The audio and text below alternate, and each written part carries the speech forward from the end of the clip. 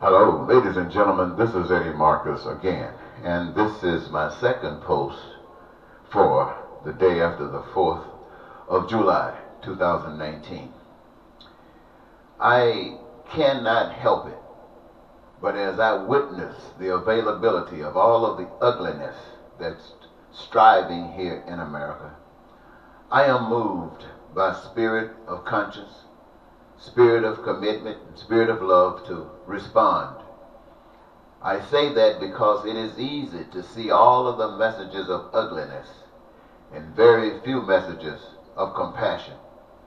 And so the more that is out there, perhaps maybe greater the possibility that you might get a chance to hear it and a chance to consider it. I do not want you to think that all of this ugliness is something that is just normalized now, and the only thing that we can expect in this country is ugliness. You hear the president talking about the census question, and there's nothing about that census question that has to do with compassion. It has to do with what was represented in Washington, D.C. on July 4th.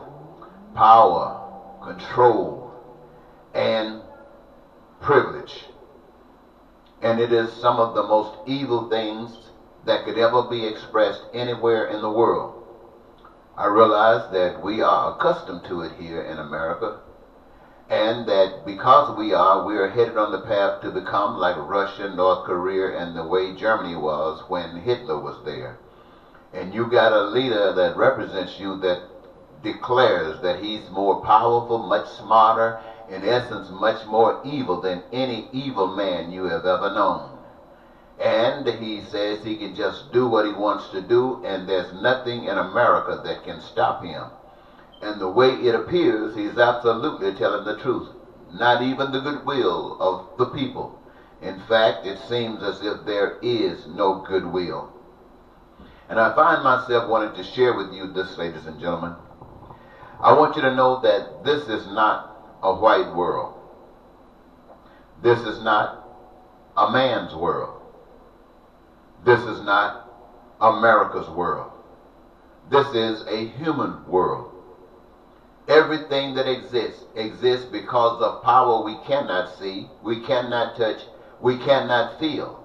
And so this human world exists by the power of an unknown. And as if everything else that continues to exist, there is a formula. There's a method. And humanity, if it's to survive, must do so by a method. And that method must always deter corruption and viruses and anything that would destroy it. I want you to know, ladies and gentlemen, that here in this day, in this time, we need one another. We need goodwill. We need compassion. We need love and understanding. And we need you to rise up today to assure us that by the 2020 election, our choice will not be Republican. Our choice will not be Democrat. Our choice will be we, the people, living for we, the people, and nothing else. I understand that all of our lives and all of our lifetime, we have been exposed to corruption. We have been exposed to evil. And we think that is the way. And for those who don't, you go to church and you kneel and you pray and you cry out. That is not the answer. The answer is to get up off your knees, stop praying, and exercise will of faith to demand, not just in words, but in your actions, that we're going to change things. I want you to understand this, ladies and gentlemen. There is not one individual on the face of the earth, not even Donald Trump, that is more important than the man on the street corner with a sign saying, "Help me." Donald Trump is no more than that man. And yet that man saying, "Help me," is just as much as Donald Trump. The difference between the two, you the people. You the people have lifted Donald Trump up to madness. And you've broken this other man down to nothing. That happens by you. And the reason that happens by you It's because you have no idea of God. You have no idea whatsoever of God. In your pain and in your suffering, you think about one thing, you. You don't think about the pain and sufferings of others. When earthquakes happen in certain places and floods, you thank God that you were left out of that. And sometimes you hope that the other people will recover. Many times you are saying that they deserve it. I want you to know, ladies and gentlemen, that you are not as smart as God. And everything that you do is tearing life down for you. And what am I basically saying? I'm saying that every individual on this earth, every human being, not just here in America, but on this earth, has the same desire for survival. Even the birds, even the ants, even the worms start running when they feel threatened. Everything wants to survive. Human beings are supposed to be smart. They're supposed to have the intelligence. They're supposed to be infested with the spirit of the almighty powerful God, the lover who was able to establish the earth and all that is required for human survival and humans themselves. And yet you stand up and argue against God. You must know that everything on this earth, God gave it to human beings. Human beings. And there was only one restriction, and that restriction was disobedience. Do not yield your allegiance to any other but the one who gave it all to you. No one else has given you anything.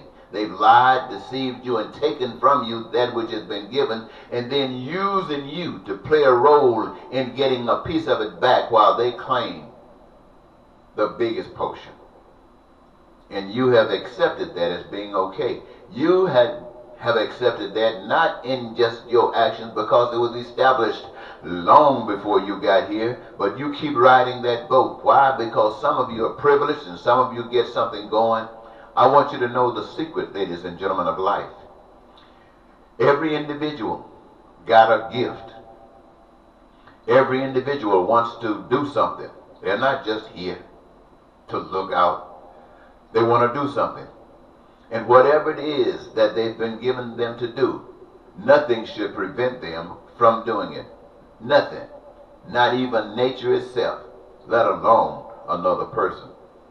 And while engaging yourself in whatever it is that you have been given to do, you are qualified to have all your dreams come true. Plainly put, if you got a job, you're entitled to anything and everything that exists on the face of the earth. It doesn't matter whether you are the leader of a university, whether you're in control of food, whether you're in control of education, whether you're in control of health care, whether you're in control of administration, whether you're in control of systems. It doesn't matter whether you're digging a ditch, cleaning a toilet, or sweeping the streets, or watering the grass. If you got a job, you're entitled to any and everything that exists on the face of the earth. And the only thing that would make a distinction between what you receive as opposed to another is your need, is your desire, is your want. That's the only thing. And it is the benefit and the special duty of human beings on earth to make sure that nothing violates that. Now, ladies and gentlemen, you heard what I'm telling you. And every last one of you want to be at the end, the recipient end of everything that I've just said. But that's not happening.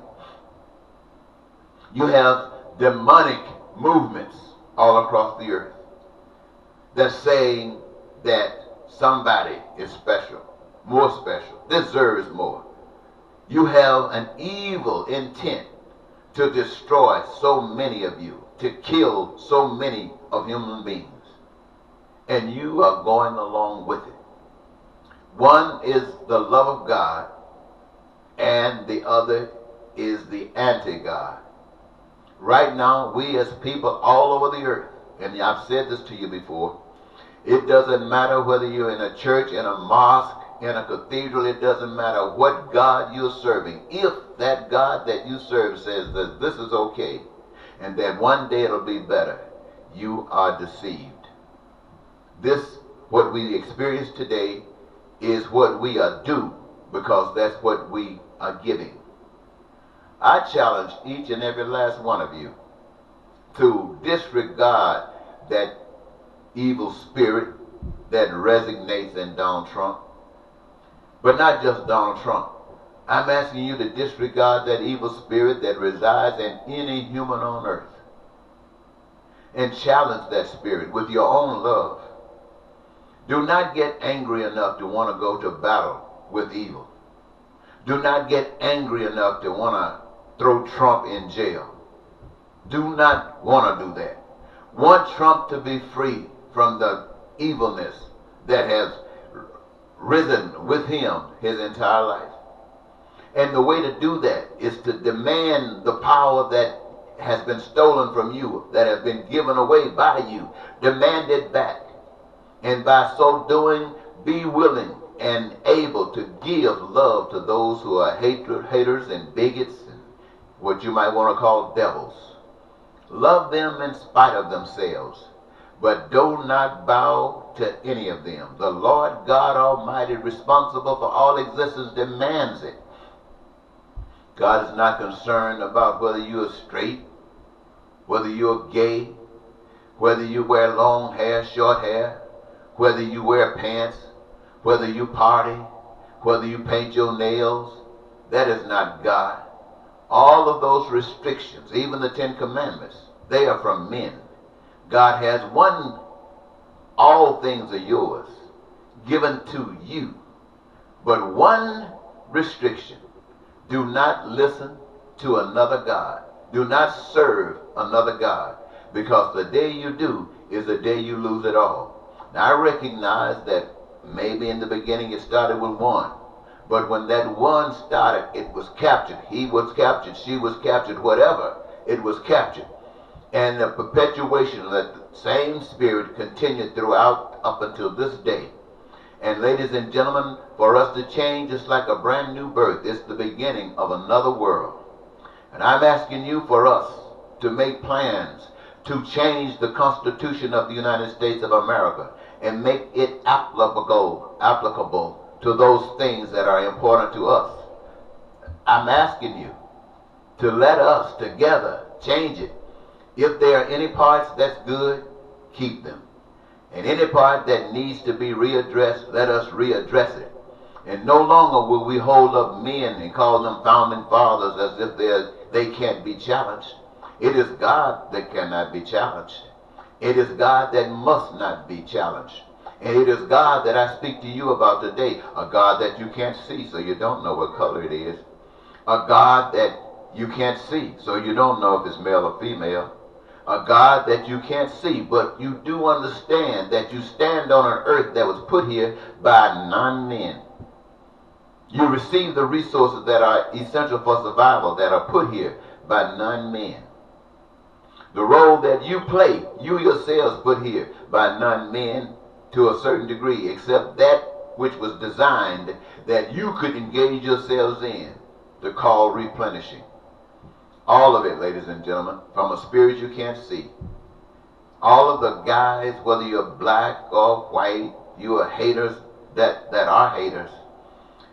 We understand you've been taught hate. We want to teach you love. I'm asking all people that are compassionate, all people who are good people, get off your knees, get off your seat, and stand up. Stand up. George Bush once said, you're either with us or you're against us. And this is so true. You are either with God's plan of love and salvation or you are against it. I proclaim this hour, that this moment from henceforth, there is one thing that we commit ourselves to, and that's to bring liberation and freedom and peace and prosperity and joy and the fulfillment of dreams to every human being on the face of the earth. Those of you who are working in department stores making minimum wage, God is against that. You have it because somebody gave it to you, you accept it. But God wants your dreams to come true. Those of you who are living in places where your houses are being destroyed, whether by floods or rain or hurricanes or earthquakes, God is against that. But it's up to you to prepare yourselves to be able to deal with whatever the crisis life brings. I'm saying to you, ladies and gentlemen, nothing is above God and nothing is above you when you got your head screwed on right. I'm challenging you to screw your head on right. Screw your head on right. It was sickening to hear Donald Trump holding up, talking about a census question with an evil purpose, and talking about just signing a document himself, executive order, and knowing that you the people are going to put up with it. You're going to say he got the right. Yes, dictators take the right, and people who are not free, people who are not led by the Spirit of God, give it up and allow it to happen. Such was slavery, such was persecution of women, such as war, people accepting what some demon says you're going to do without your support, and you stand back and take it. I feel sick in my belly to see people stand back and accept this kind of stuff. And further than that, ladies and gentlemen, I didn't know it. They never mentioned it on the media that much. But through social media, you're hearing that these concentration camps in the United States, where people who are running from the same kind of oppression that is being created here in America are being put in these concentration camps, stacked and stuff like animals, like pigs and cows and goats, and they are getting sick and they are dying. And that represents your America. That represents your America. And you got a man up there in the White House that's loving it and making you love it because you think you're going to get more. If you get more, it will be a cancer that will rip your guts out like. And you don't want that to happen. But you're bringing it on yourselves. I stand before you to warn you, not as a separate voice, but as the Spirit that is responsible for your being here, wanting you to know this. This is love. This is not a different voice.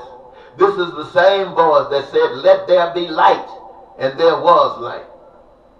Now, what are you going to do about it? What are you seriously going to do?